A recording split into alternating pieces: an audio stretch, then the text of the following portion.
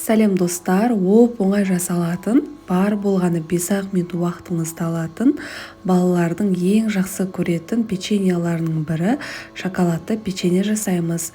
Видеоны міндетті түрде соңына дейін тамашалаңыздар. Ең алдымен бізге керегі сары май, ұн, осындай шоколад.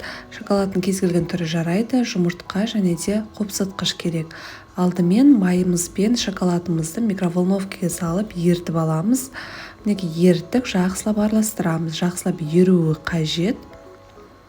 Осы орайда ыдысымызға бір жұмыртқамызды салып, оның үстіне қантымызды қосып, миксердің көмегімен қантымыз ерігенше жақсылап араластырамыз. Менде араластыруға 2-3 минут уақыт кетті. Қантымыз жақсылап еруі керек, және де оның көлемі 2 есеге ұлғаяды. Мінекей осындай ақ түске айналған кезде біздің еріген шоколад пен сары майымызды қосып, тағы да миксерлейміз.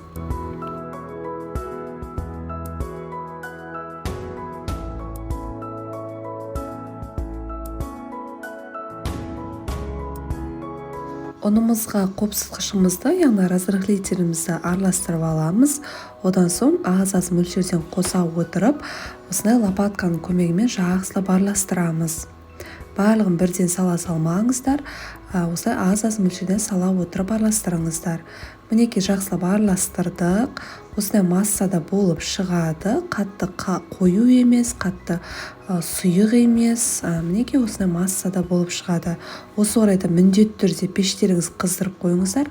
Қызып тұрған пеште пісіріп аламыз. Осындай қасықтың көмегімен салып шығамыз. Пергамент қағазға салып шығыңыздар. Сол кезде асты жабыспайтын болады.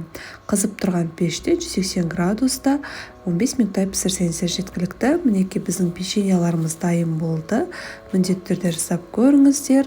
Отбасыларыңызға жасап беріңіздер. Сіздермен бірге болған Арайдың асханасы. Каналыма тіркелмесеңіздер, тіркеліп қойыңыздар. Астарыңыз дәмді болсын.